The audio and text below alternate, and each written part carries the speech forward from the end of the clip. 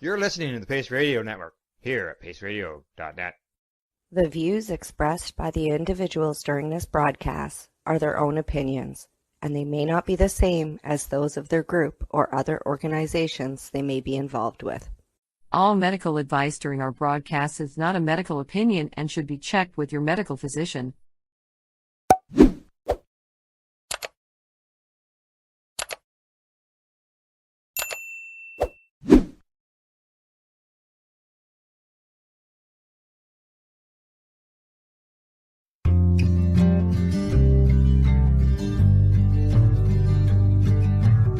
I want to talk about news, don't want the drama.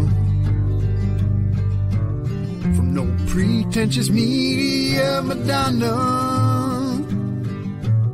I found me a great ganja mama. Cannabis and coffee with some marijuana. Good morning, everybody, and welcome to Cannabis and Coffee with me, Tamarijuana. Well, it's Monday, and it's going to be an interesting show because we are going to talk about substitution programs and what it entails to actually put the programs together and what teamwork it actually really is and what it all entails. So we've advertised that we were going to have a different show, and that topic now has changed. So today we're talking cannabis substitution rather than fuck around and find out, because we've decided that we're not going to feed the trolls. So that's over. Done. Ends today. No more bullshit. And that's where I'm leaving it. So I'm going to welcome my guests, who are Dan, Adam, and Rosie, and we're waiting on Asia. But we are going to be here and talk about cannabis substitution and how it works. Good morning, folks. How you guys doing? Wonderful. And yourself? Good morning, everybody. So we're going to talk about what you guys have all been doing and why you guys are doing it. And first of all, we want to shout out to the start of it, because if it wasn't for Neil Magnuson, none of this would be going on. Now, unfortunately, we no longer have.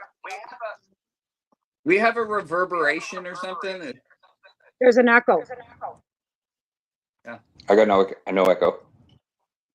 It may be because maybe, yeah, it probably could be a headset thing, but again, it doesn't matter. We'll figure it out along the way, because it's just with the room sizes, because I don't use a headset most of the time. But yeah, it could be that issue. But yeah, okay, I'm not going to worry about it. This is like a casual conversation. Like, it's not like, as you can see, the professional studio I'm in. Al has actually, we do Pace Radio. He's got stuff behind him. I don't care. I'm here to talk about awareness for people not. All right. So again, Neil was somebody that most of us knew. I knew Neil for 18 years. I met him way back in 2000, and I believe it was 8, when he first did the Freedom Tour and he first came through Alberta. This is long before the substitution program ever started, right? And then over the years, he then progressively was fighting for freedom for everybody. And he did 3 tours or 4 tours where he actually roller skated across the country and got himself to Ottawa to talk to the politicians in Ottawa. So that's how I first met Neil. Now, the substitution program is something that I think was absolutely fabulous. We started it, I believe, with Van Duke in downtown Vancouver. Now, right around the same time as when Dina got his first machine for the drug testing as well. So that all kind of went hand in hand too, because everybody was working kind of together back then. Now we all see how that's progressively changed with legalization, and people got into the legal industry, and then we've got us, right? And other people that are doing other things. So in that time too, fentanyl was introduced to Canada. And when I first started this in 2008, we were worried about cocaine and meth and heroin and those kind of hard substances. And then all of a sudden we had fentanyl. And then all of a sudden we had carfentanil. And we have all these substances. But to be clear, this is not a new problem in downtown East Side Vancouver. When I was a kid in the 70s, I was told that if I did drugs, I would end up on the east side of Vancouver. Social media has really put a spotlight on East Hastings and East Vancouver when the problem has been there for decades and decades. This is not a new thing, right? So, cannabis substitution, we all know works. me, I'm a living proof of that because I started, using cocaine when I was 17 years old. And I was 35 and finally decided that enough was enough. When I smoked cannabis for weeks straight, up to a quarter pound a week, to get off of the cocaine, right? And it worked. 19 years later, here I am. So, Rosie, we're going to start with you for a sec because you've been running CSP Surrey for how long now? So I started December 17th, 2022, middle of winter time. And that was after having a conversation with Neil and talking to him about it first and seeing what his thoughts were. And he did say to me at the time, I remember him clearly saying that there was, maybe Adam can attest, I don't know, but there was a couple, I guess, that did it before in Surrey. There was two people that started it in Surrey. They did it for a very short time. I guess they got a lot of backlash. They said it was really extremely hard to do, and I guess maybe the RCMP had a factor to play in that. I don't know, because the RCMP was here when I started. I think the difference, though, is that, like, I know I've only been around the cannabis community since 2020, 2021 maybe, but I've been a harm reduction activist for 15 years, and I was giving away edibles to overdose prevention sites before I even met Neil, and that's how I met Neil. Was because someone saw what I was doing in Surrey and said, "Hey, have you ever met Neil Magnuson on the downtown east side?" And I'm like, "No, I've heard about him. I never really met him." And so I went to meet him, right? And I never did anything without consulting with Neil first.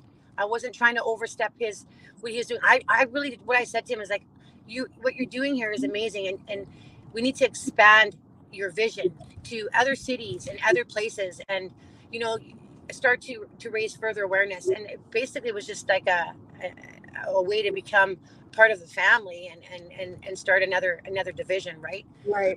Community. And that's, I think, what we all, so yeah, like that's how we're at with cannabis, is we all want a community that we can all kind of stick together with, right? And just kind of like all work together. So Adam, I'm going to bring you back in, and you can talk about, because you worked with Neil downtown, right? Yeah, I spent better part of the last 3 years with him. Making noise for everybody. I'm going to mute the mics, because if I mute your mic when you're not talking, it seems to shut down, Rosie. Yeah, that makes sense. Yeah, I've spent the better part of the past 3 years with the man. And not only was he a great friend, but he definitely was a great mentor, both in the cannabis industry and just, as a human. Taught me a lot about compassion. And, it's, everybody talked about the fact that there was money being made there, but all of that money went right back into what we were doing. Whether it be that tiny little bit of profit at the end of the month, it went into the next event, or, you know what I mean? He lived well below his means. He lived upstairs in the shop, like that's dedication. When I first, like, I donated to him since I guess 2018. And then I think it was the beginning of 2022, he got raided. And so I seen it online, and I'm like, you know what? I got to go and bring him a big box of stuff in the morning, because I know that he's going to be outside doing his thing again. You weren't going to stop that guy. And so I brought him a big box of stuff, and he's like, hey, because usually I would just, bring him a big box of stuff, and then I would take off back to Surrey. But he asked me to stay that day. He's like, oh, come help us set up the tents and whatnot. And I never really left after that, Yeah, and so I got to see the inner workings, and I was proud to say that I was kind of his right-hand man towards the end, and yeah, he taught me a lot. Well, that's the thing with Neil. He was always a great educator, a great speaker, right? And he would, like I said, he'd stand up and sing "No Cannabis" at every event. I remember him singing that Saskatoon when we were at Harvest Fest the first time we went out to Saskatoon. So we're gonna bring Dan in now, and let's see what you have. Like, so when did you start, Dan, and what inspired you to start playing with? I used to work for Street Saviors a long time ago and do a bunch of stuff on the streets in downtown Vancouver. I did that for a bunch of years. And then I have a company that just sells weed, and we used to go down to 420 stuff. Of course, I'd listen to Neil. He's really inspiring. Not just Neil. There's a lot of people up there who inspiring. But Neil is obviously a speaker. After doing it for a bunch of years, we started doing at those places. Um, Neil would come in, sit down and talk with us. All these other, and they'd come down and chat with us. And I started to get more interested in the side of helping than the side of making money. Anyways, I just always felt like I could give back. So I started joining the CSP with Rosie once I met her. I didn't do that until I think it's been about almost 2 years, I guess. A year, like a year and 8 months or something. Anyways, and I started working with her, and our team came out, and they all loved what we were doing, and so they started working with her too. And then eventually we expanded to Langley. So now we've been doing that actually just the other day for a year. We've been doing Langley, and then we Adam and I got lucky, and I started having some, good, reasonable conversations with some of the people from the other side of this, dilemma, and it led us to, decide to go and talk to the mayor's office. And now I'm actually at the stage where, even though I'm committed and will continue to do CSP forever, as far as I'm concerned, or until the problem's solved, but I've got a really strong interest now in and talking to the people on the other side and trying to get through to them as well. Right. We've got a team of people now. It's not me. I'm no genius, but I mean, we have a bunch of people. My dad used to tell me, surround yourself with smart people if you want to be smart. So we did that. We found a bunch of smart people. We've got our ducks in a row, and we're going to go back and talk. Right. There's been a lot of rhetoric. There's been a lot of, and everything, but we are focused. We know what we need to do. The government is waiting for us to respond, and we are doing just that. And it's going to get us to the next stage and the next stage and the next stage. And eventually, hopefully, there'll be no need for CSPs if it gets done correctly. Right. Exactly. And I often have said this over the last little bit, because we've got such an opioid problem. If they would have rolled out safe supply the way they rolled out cannabis with manufacturing, putting it behind the storefront, making it 19, and that would have maybe made things not so hard with the safe supply, where people actually could use it recreational. We all know that a lot of people are dying because they use it recreational. It's not the addicts on the street that are always dying. It's people that go and grab a gram on the weekend and end up with fentanyl in their cocaine, and they end up dead with 4 kids, waking up with mommy and daddy dead on the couch, right? If we're honest, I don't mean to interrupt. So 80% of people who are overdosing opioids are dying alone in their homes. If we're honest with ourselves, system has been set up deliberately, like all of our healthcare system, to milk the most amount of money out of any situation. Yeah. This is the problem with our healthcare system. Cannabis is an issue, but it's like a point of the spear. The spear is long, and there are many problems with the way in which the government has decided to turn the people of Canada into customers in the healthcare system. This is another example of that. We have a medicine that is perfectly designed to fight this problem. And sure, maybe it won't work for everybody. Heck, maybe it only works for 40%.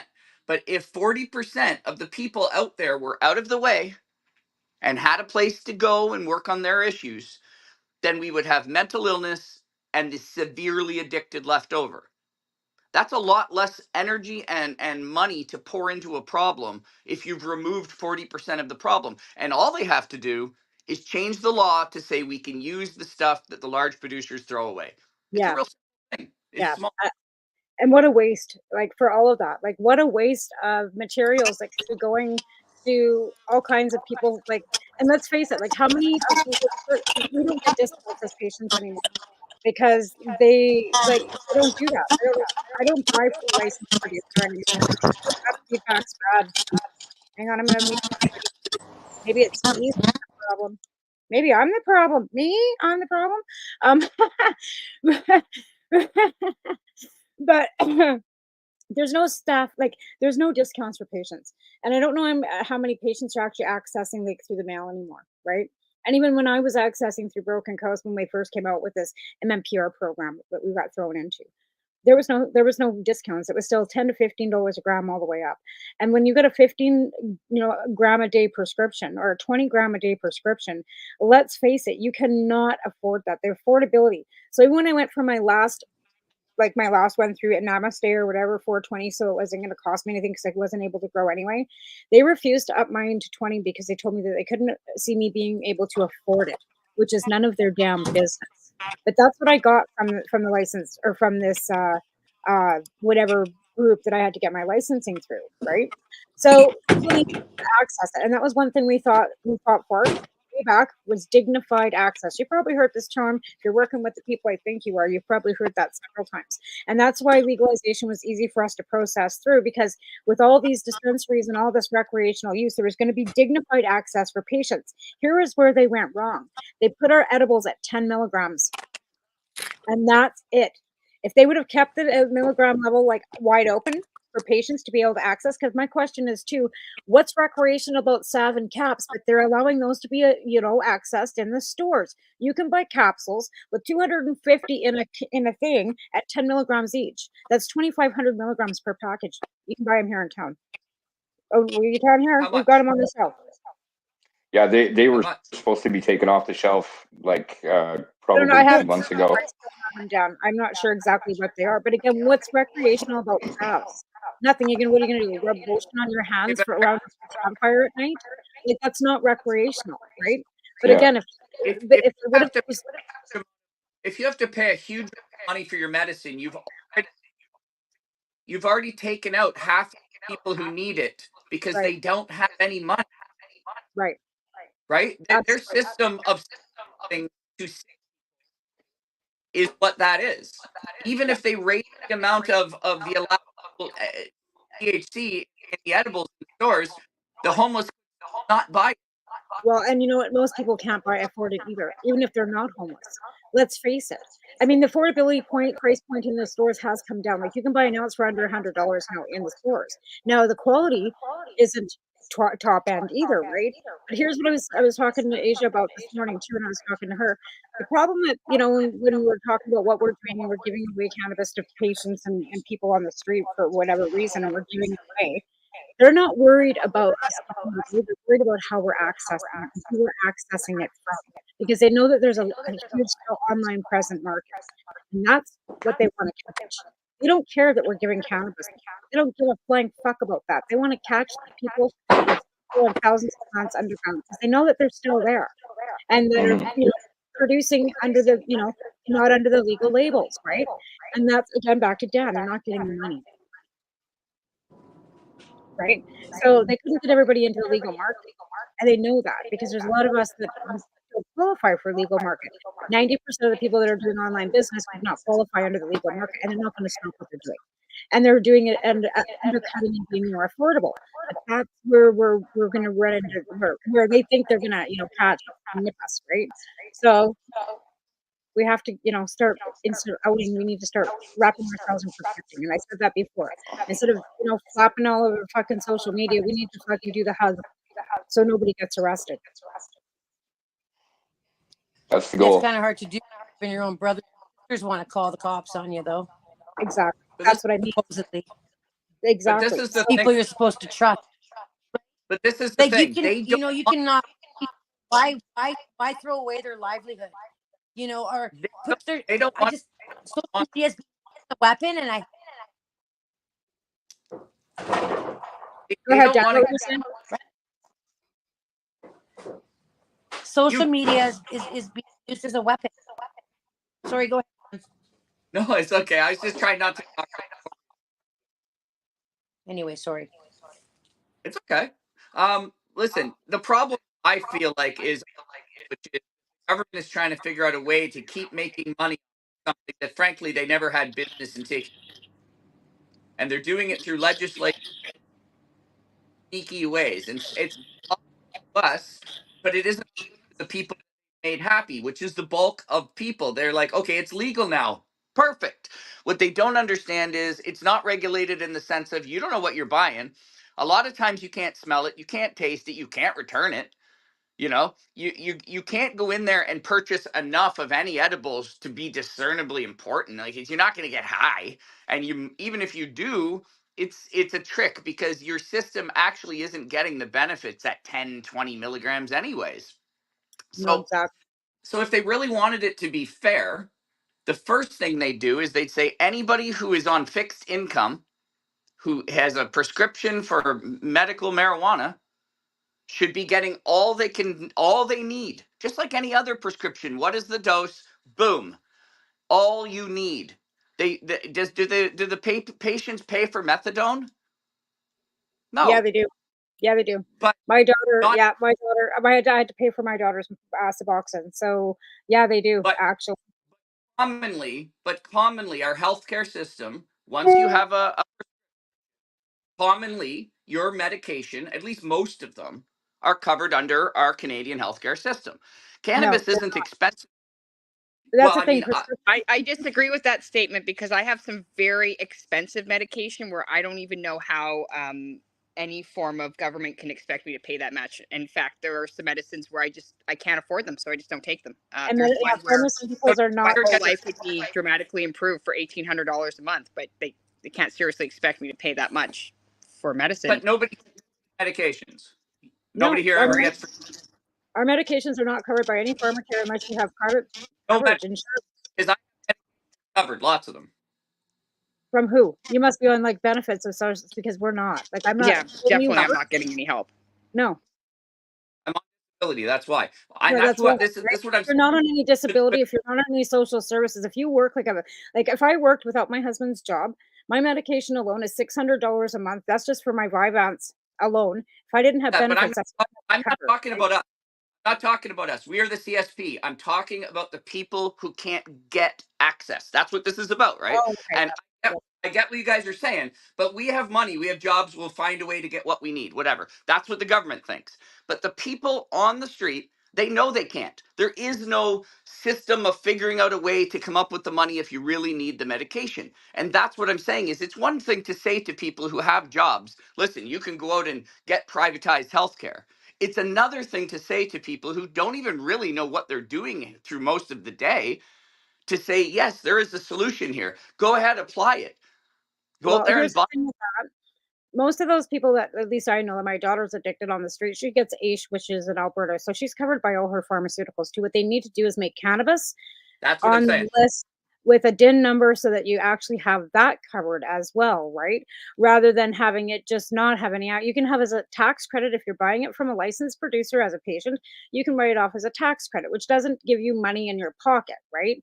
But at the end of the day, it should be covered like any other pharmaceutical medication on anybody's benefits. And if you're on disability and on living like rough or on the streets or whatever, and you're getting covered by social assistance and all your benefits are being covered, you pay $2 or whatever it is for your prescription, right? Even with my benefits through my husband's job, I'm still paying a portion of my prescriptions. I'm not getting them for $0. The distribution fee alone is $10.99 per fucking prescription because I just got them filled on Friday. And the pharmacy's charging me $10.99 per prescription for distribution. When you get 6 of them, that's 60 some odd, $65 just for them, administration fees for them. Like that on top of it's fucking ridiculous, right? Like nuts. But it should be covered, cannabis. And I think there are a couple, actually, London, there's a couple, Blue Cross, and I think there's a couple insurance companies that actually do cover cannabis if it's medical. Right. But for the most people, and I see them every single day, all the time, there's no coverage. There's no help, and there's no direct. And if it would be, they offered some sort of go to clean injection, that stuff. They're not offering you the concept of using cannabis at all. It's not even the conversation. I think the most disturbing thing I hear is that people don't like the fact that that harm reduction is a thing. They don't like the fact that there people are being able to access clean needles and clean pipes, and I think that's appalling. Never mind that they're worried about what we're going to be giving out for cannabis. Like I'm wondering, do I have to write in the bag, this is how many milligrams, so if something happens, I'm not liable for it too, right? Because you always think in the back of your head, like, what if somebody greens out and ends up at the hospital and says, I got this bag Yes, you do. Yes, you do. I write down the milligrams and all the edibles I give to my clients because if they come back to me and say something happened, they could say, it wasn't right. Yeah, and that's what I was kind of like wondering. Like, should I put stuff in the bag with the amount of milligrams and stuff so that nobody as far as the harm reduction goes, I've been listening to the rhetoric, and it's because here we go again with assumptions. Like when you're going politically going public saying that we give people drugs and safe injection sites, not the truth, actually. or that these shelters are drug dens for addicts. Not the truth. In a lot of cases, these are the vocal points where people are coming from an ostracized place to having some sort of resource and help that maybe can intervene. And you come to a safe injection site, you come with the drugs you bought off the street, and we're there to help you. We can test it for you. We can give you a clean syringe. And if you overdose, well, fancy that. We can bring you back to life. Right. It's, and I think and that's for them to say that the safe injection sites are the reason why the overdose epidemic has skyrocketed is, here we go with misinformation and assumptions of what they think we're doing in these places, which is not what we're doing. Well, there's two conversations there. I mean, I love the concept of harm reduction, and I think it's stupid to try and shoot it down, because that's the same thing as saying don't get. But the truth is what we're trying to do is bring comfort to people who have none. It isn't just a matter of getting them off the drugs, although I'd love to get everybody off all the drugs. Not that easy. Is if you go out there and you spend a day out in a field in the rain, in shoddy clothing, with no shower and no food, and somebody comes up to you and they give you a joint or a edible or some food, that can be the difference in your day of whether you decide to kill yourself or maybe go another. And somehow people think, well, that's not important. Let's instead treat these people like animals and sort of push them into these other places where they're not in our eyesight. We've always maintained that quality of life is something, even as a medical user, we need. And the cannabis is a therapeutic quality of life, right? And giving it to people that have lived with trauma. And that's it. Like, let's face it, we're all dealing with it ourselves. Never mind the fact that we've also got that now that you're out there dealing with people with trauma on a weekly basis, right? And then out of you are dealing with them on a daily basis. So, I mean, dealing with these people on a one-on-one, you finally get to hear their stories. And then you take that back and you bring that back. And then you take that back to, and that's when that's when our activism side comes in, and that's when, like Dan says, we got to go see the mayor, and you got to go sit in that MP's office, and you got to start that campaign to write letters to your MLAs. And right now we're in a goddamn election in British Columbia, and we should be standing in front of those candidates asking them the hard questions.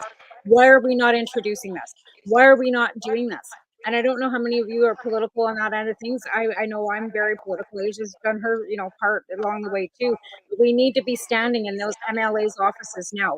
Or they're not MLAs right now. Standing in front of those candidates. And stand in front of that conservative candidate and ask them, as he's breaking down healthcare and he's going to start incarcerating people for addiction and taking tents down.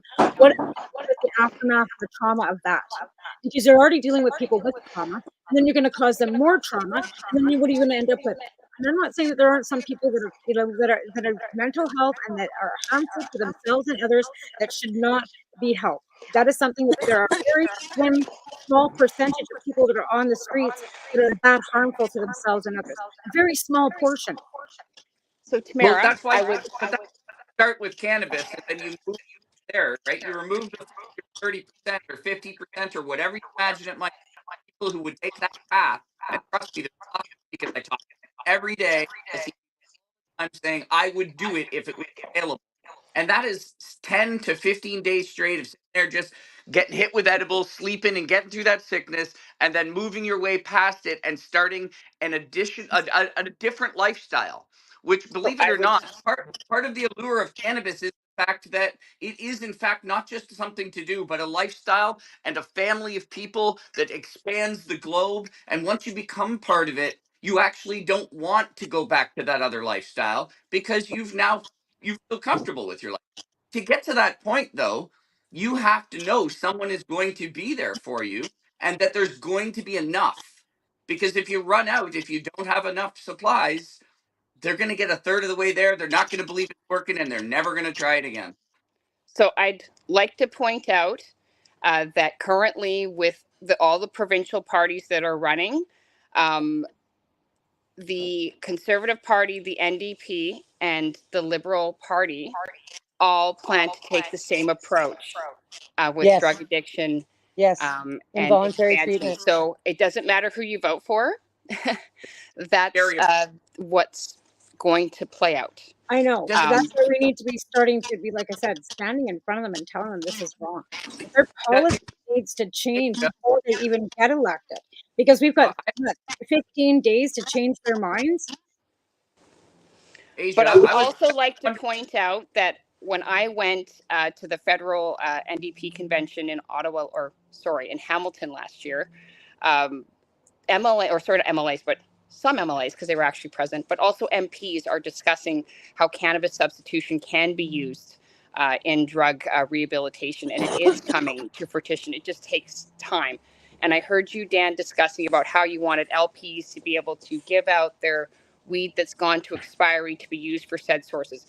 That's something that will probably, unfortunately, never come to fruition. However, those LPs providing good, viable weed to said cannabis substitution program would be considered what they would put in place. So I don't know how long this will take, but I believe at some point every province by a federal rule will be given permission to substitute it with that versus, say, I think it's called naloxone. There's a whole bunch of different alternatives to opiates. We got Suboxone, we got Suboxone, thank you. we got Methadose, and we got Cadian.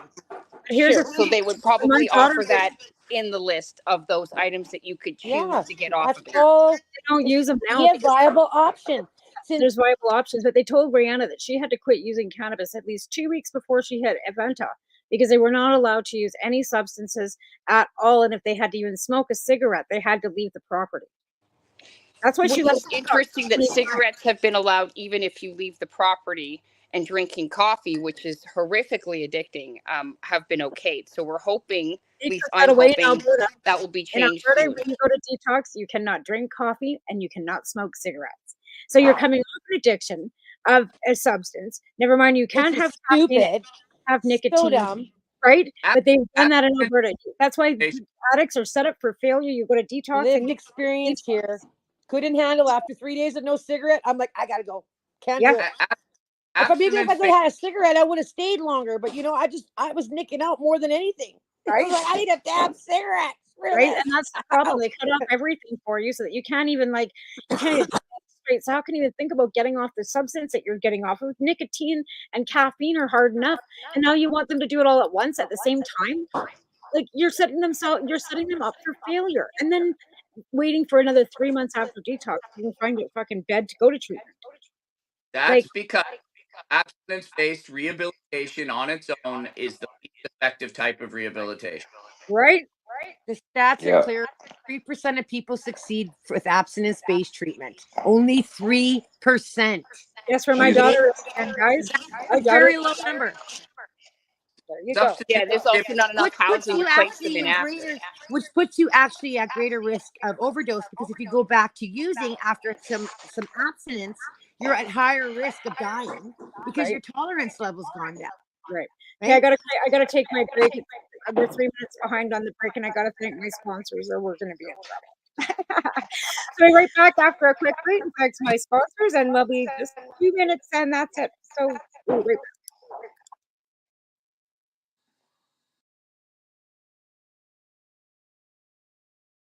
You're listening to the Pace Radio Network here at paceradio.net. Limestone City Hydroponics is Kingston, Ontario's hydroponics shop.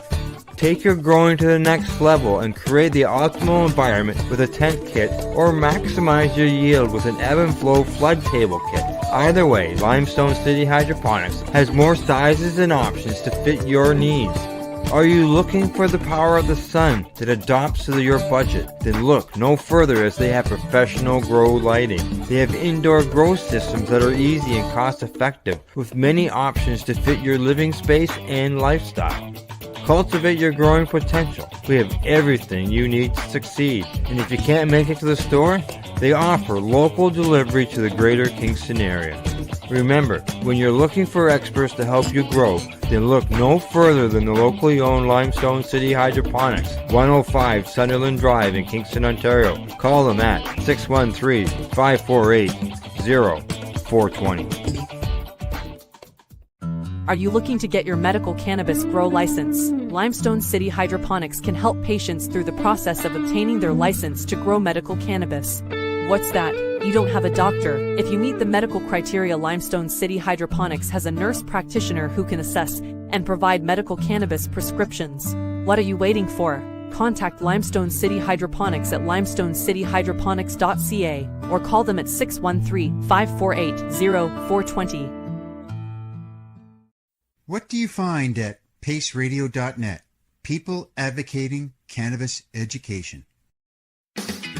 Enjoy the buzz of legalization with Campbellford Lifestyle Shop. From lights to plant nutrients, books, consumption accessories, and more. We've got all your basics to grow or consume cannabis. Visit our info center or take a look at our piercing services and body jewelry, now available in-store through Campbellford Lifestyle Shop. 17 Bridge Street West, Campbellford. Are you looking for non-stop, continuous cannabis and psychedelic programming? If you are, then turn your browsers to 420radio.ca or paceradio.net, where you will find the 420 Pace re-rolled Saturday. Everything gets started at 8 a.m. Eastern Saturday morning. Cannabis edibles are an effective way to manage pain and other ailments, especially when you deal with your trusted partner, Legacy 420, in Tyendinaga Mohawk territory. You see, we lab test every product on site to ensure proper dosage every time, which is critical when consuming cannabis edibles. All Legacy 420 edibles are made by our classically trained baker and chocolatier, and we also have super tasty vegan options. Our baker has been in the industry for 25 years. She's also a chocolatier. Everything from savory to sweet, your chocolate bars, brownies, butter tarts, you name it, we make it. Talk to our knowledgeable Cannatex about our incredible variety available. Give your trusted partners a call. Legacy 420 out on your road.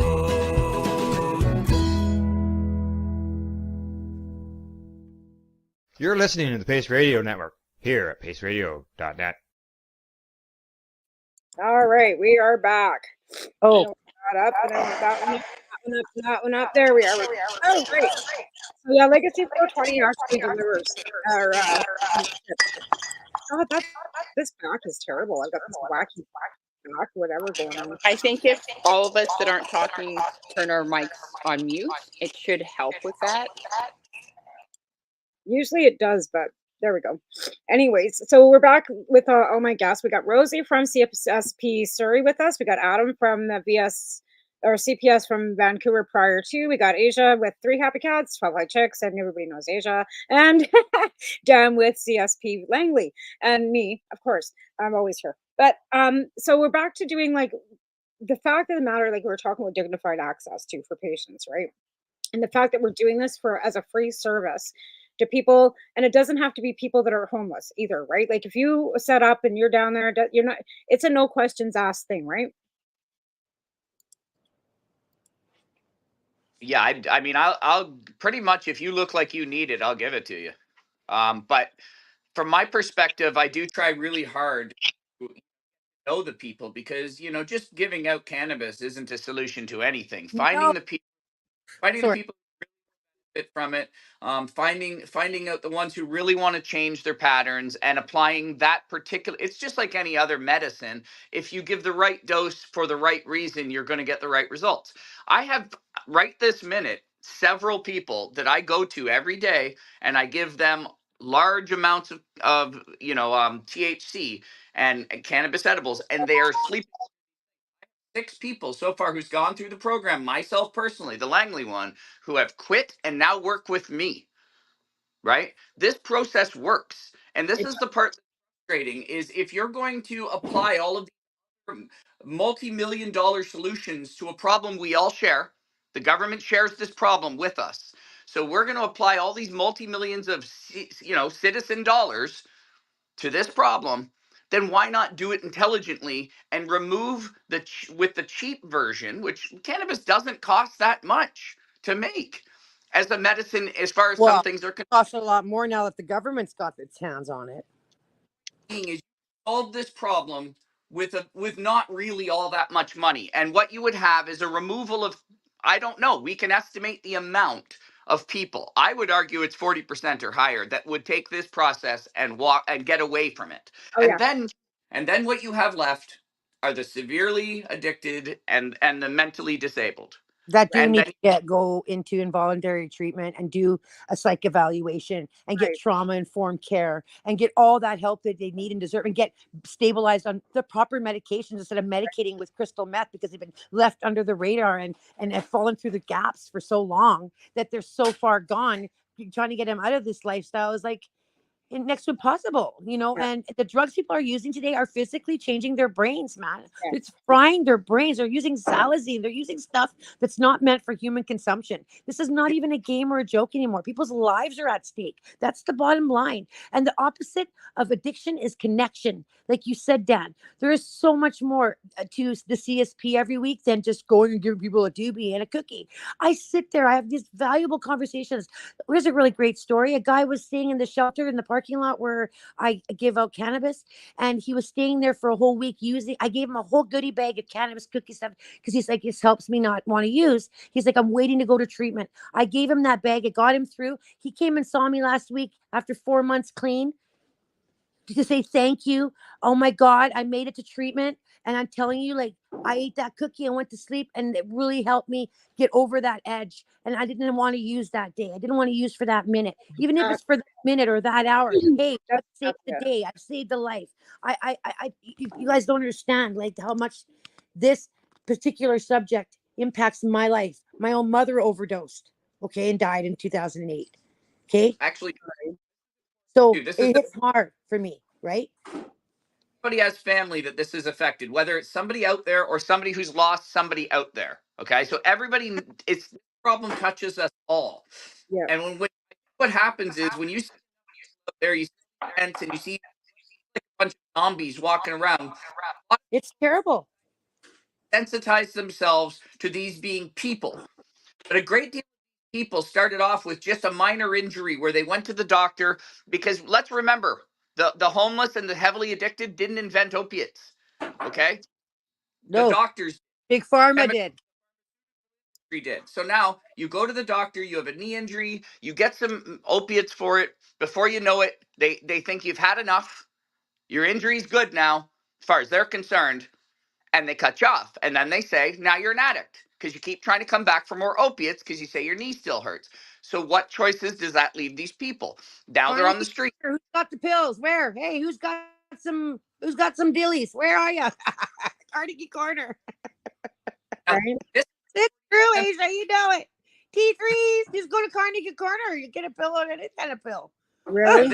And like you can't do that here. Like it's I don't know. Like maybe it's like that here too. Oh, there's like 4 places in the Lower Mainland that like anything you can think of, if you have money or stuff, you can get it. It's insane. You can buy pills right off the corner of Carnegie Corner. You got dillies, morphine, whatever you want. You want T3s? You want oxycodone? That's the thing. Are they safe? They're not safe. No, well, yeah, no, absolutely not. They're people's prescriptions, though. I think, or maybe a lot of the time, still with their name on it. They're not. You're in right. some cases, Nowadays, they are pressed pills that are replicated. And there was a case where they were fentanyl and I think chalk, and they got busted for it. But yeah, but you know, back when I was on Hastings, it wasn't like that. We knew if I went to the corner, I knew I was buying a dilly 8. Nowadays, you don't know what you're buying. It's a lot scarier and a lot rougher than it's ever been, and I admit that. You know, I got off the downtown east side 15 years ago. Okay, so I used to be homeless on the streets, so I know absolutely. Right? You know, I know. My daughter's actually using. I watched it. Like she's using meth and whatever she can get her hands on, and I had her on FaceTime last week, and just the behavior is just unbelievable. Now, what's your thoughts on this new doctor that they've got in top of addiction? Like they're saying that every time you OD, you have brain damage, right? What's your thoughts on that? Yeah, well, you're losing oxygen to your brain. So it takes up to 3 minutes, right, for your brain to start to deplete oxygen and brain cells die. 5 minutes, you should be brain dead. I've seen people go out longer, and I don't know, by the grace of God, but yes, you know, when you're cutting off oxygen to vital brain cells, you're creating damage. And I don't think it's just that with the overdose. That's the drugs people are using today. It's changing people. They are different people. Well, they're putting things like tranquilizer in it. Yes. Like the drugs I was like not the drugs they have on the streets today. Like what the fuck was that? I was watching, like, seriously, like the behavior I saw my daughter, it was like watching Mardi Gras. It was like, what the fuck was that? Like, what is she doing? Like, it was just like. Yeah, I've seen it on the downtown east side every day. You have no idea what these people are doing, and half the time they don't know what they're doing. I know. Especially when the trank dope came out. like they would take a hit and then they wouldn't see the rest of the day. Oh my god. They'd be functional and doing things, but they wouldn't see it until they'd finally come back to life, like literally, 20 hours later. Yeah, like it's just heartbreaking. Like, I mean, I see it here. Like, I'm in a population of 20,000, and you drive down, and people don't want to go to Dairy Queen or McDonald's and take their kids anymore because they're seeing people like it's bad, right? The small towns get it really bad. I come from a small town in Northern Ontario, and I actually heard about fent there on a trip back to see my parents before I heard about it here in Vancouver. They were breaking into pharmacies to steal the patches, used patches at that. Wow. Yeah, it was really crazy. And then I went back I think it was 2 years later, and I'd never seen the city like that before. Like, it's always been a drug-filled little city, but I mean, when I left 15 years ago, if you wanted to smoke a rock, you'd have to cook it yourself. And then I went back like a year and a half to. Yeah, and I went back a year and a half, 2 years later, and then all of a sudden it was like everything was there. It was crazy, and I was fairly in tune with the drug scene back then when I was being shut down the way they are. You have to know how they're getting it into the country, right? They're mailing it in apparently. Like, I mean, it's getting in. Like, no matter how you look at it, it's getting in. No matter how they lock down the doors, how much they do. But a lot of it's being made. Drugs, right? A lot of it's getting made here, though. Yeah, exactly. Like, it's being made here, right? So it's not real. How can you make real cocaine out of what? What are you making out of? Right. Well, and that's the thing, though, is it's so scary. Cocaine, guys. There is actually the very first federally approved cocaine manufacturing company down the road for me. I realize around the they corner. have ceased production. I think they produced a gram or something, but it is legitimately down there, and they were experimenting with that over COVID. And I'm not really sure why they stopped, but I think they made 70. There, it is a thing. They were given the okay to make 70 grams, I believe. But I mean, in the grand scheme of things, that's still so minuscule. I'm not sure. This is interesting. I should have read more, but I didn't get into it too far. But I was like, "There's a what down the street?" Wow. I clicked. Oh, we just lost Adam's gone. Like, that's how they, like I said, that's how they should roll out the program. The reason why the opioids are ending up on the street is because you can't give a crackhead opioids and as a safe supply and expect them. That's not their drug of choice, right? They want cocaine. They don't want fucking. But I honestly think that they did that because they're gearing up to want to be the dealers of those drugs. They should be. Well, from a medical perspective, if you go into the hospital and you tell them I took half a gram of cocaine that I got from pharmacy number 77, they know that's what you took. But if you go to they can test the batch. They have no fucking clue what's actually in your system. I'm right on board for that. I think they should be manufacturing it all and fucking end. As much as they don't want the government's hands in it, but then it's safe and it's tested and people aren't going to fucking die from it. Well, that's the thing. That's the thing too. Is that that I tell people all the time. I said, it's as easy as people not cleaning their scales. A couple of grains of salt is enough to kill people. I know. And that's a dangerous thing. Like I've got a 16-year-old daughter, and she, I'm sure she's gonna sample in some things down the road. But I tried to tell her, stay with a dealer that sells one thing. Yeah. You know what I mean? That way, there's no contamination. Scary topic. Because people are late. Yeah, it is. It's terrifying. My boys are turning 9 in 10 days, boy. They're last year single digits. Well, even my son back in Ontario, like at the skate park, they were offering him down when he was like 12. Yeah, they're getting. Don't say that. I almost jumped on a plane. I swear to God, I'm gonna be that mama. You're gonna see me on TikTok. Look at this crazy ass woman at the school going nuts on the kid. You're gonna. I almost got on a plane. Fucking asshole kid. Where's your parents? Go get your damn parents.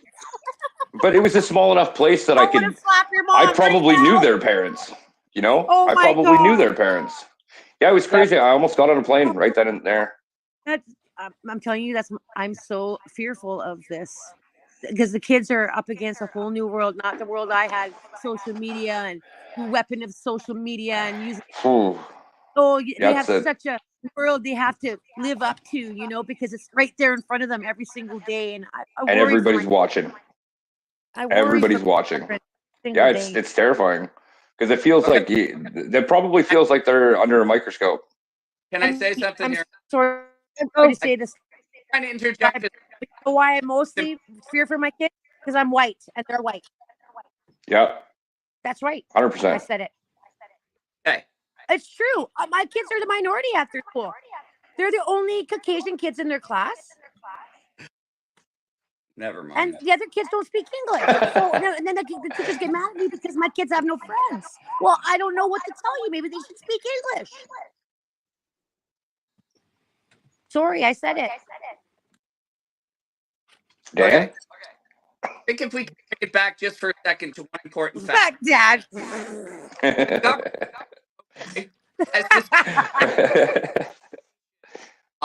Of other drugs and what they're originally purposed for. They've been doing it with drugs forever. All of the drugs on the market are synthesized plants. That's what they do. And that's what they want to do with cannabis. The problem is they want us all to buy their version of cannabis. And down the road, that's going to become a much bigger problem than they realize. It's a double-sided problem, though. People on the ground. What's happening? What is? We're listening, Dad. Am I yelling? No, but again, the thing is with the cannabis too, like we have the microcrafting. Thankfully, we do have the microcrafting, market. It's not following all the rules. Problem is, though, there is two sides of this argument, and a lot of them are street dealing drug dealers who want fentanyl and are fighting against us underneath the guise of what it is we do. I see these guys all the time dressed as homeless people, sitting around with a bunch of other homeless people, waiting till we're gone, and like there's a huge dynamic here. And what happened was a long time ago, the fentanyl dealers realized if we slip, like Adam said, one crystal, we can get them all on our side of the fence. That's why cocaine isn't around as much. That's why there's designer drugs, because everybody wants you on the same drug because it's cheap, easy to, and you're addicted. That's a theory that I've never thought of actually. Because like it's gone just everybody's doing fentanyl. Like why is everybody drug choice fentanyl? Like who wants to do fentanyl? Like all of a sudden doing fentanyl. Like what the fuck? It's I deliberate. don't want to sound silly and interrupt, but I was given medical grade fentanyl during a medical procedure.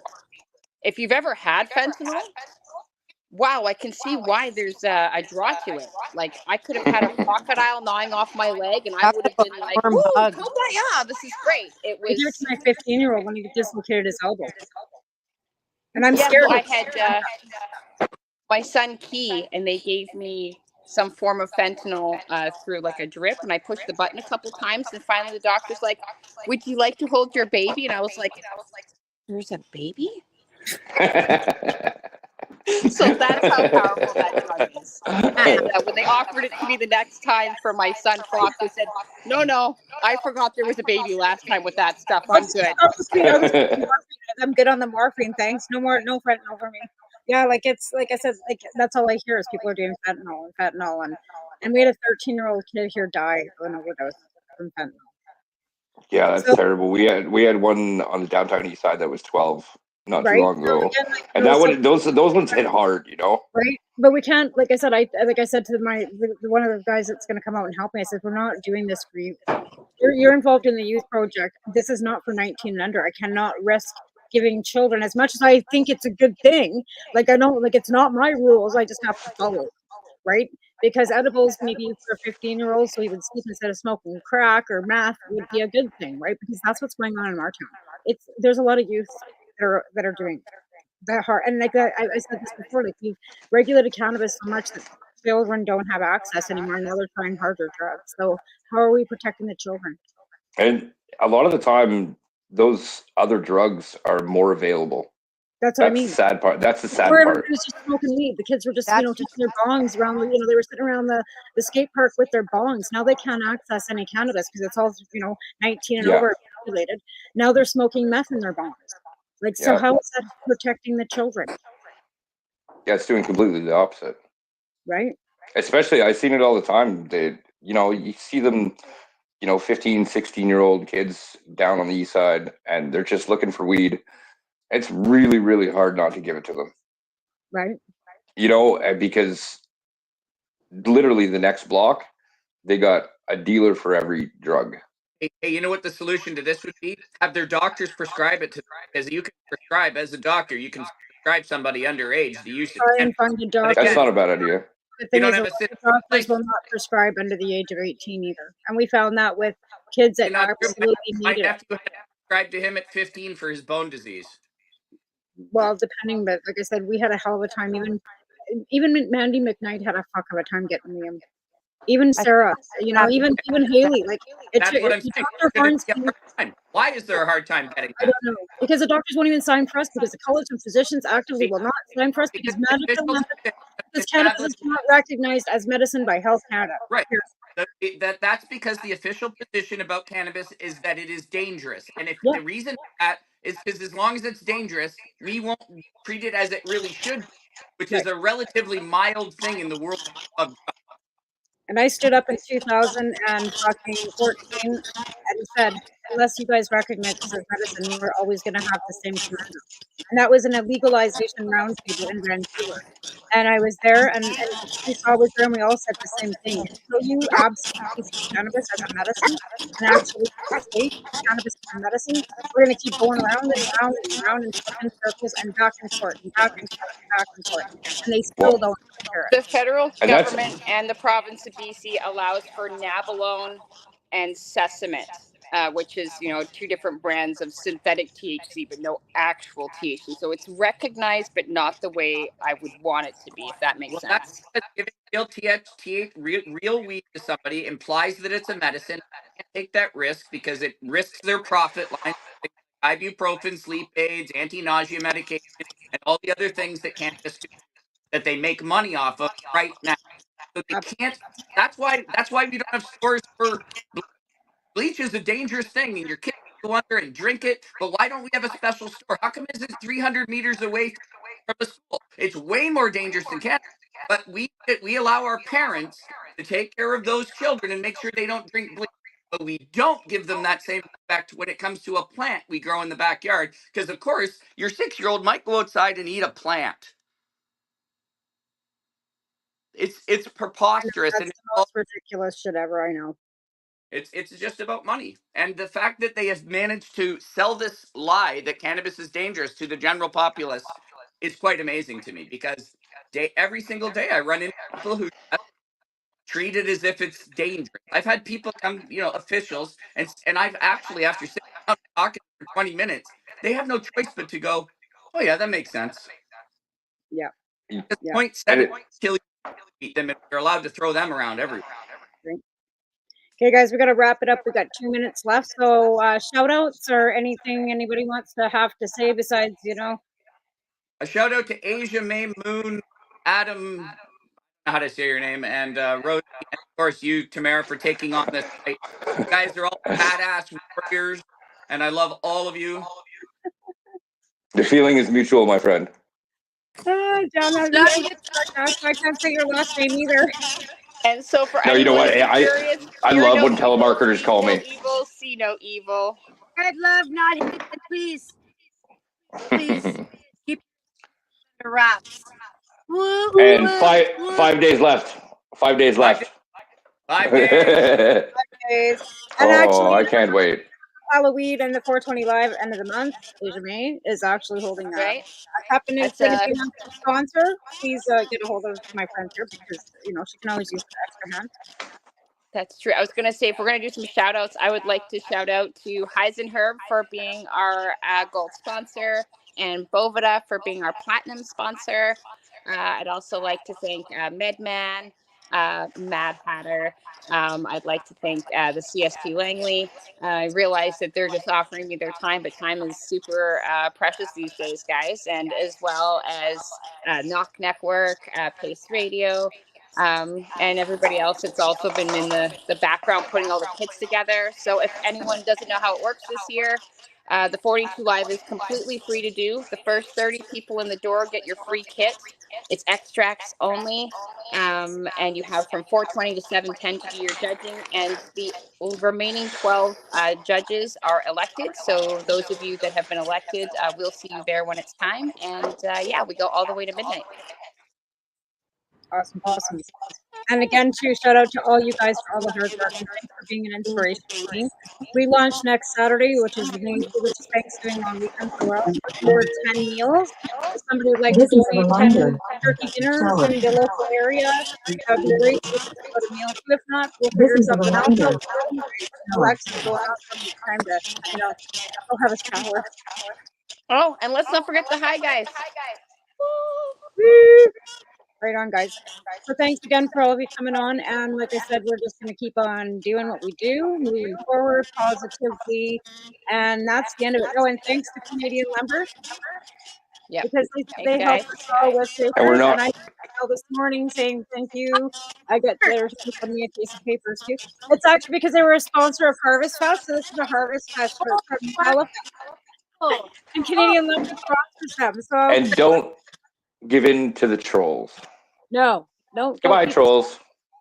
Canadian Lumber. Yeah, Canadian Lumber. Woo! And again, to my sponsors, which are Legacy 420, Campbellford Lifestyle, Jesus, I forgot hydroponics. I always, and then we also have Mushy Moments too, another show that's on the network.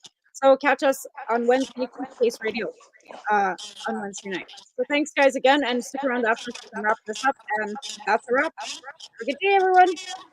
Later. Now I got to find the ending.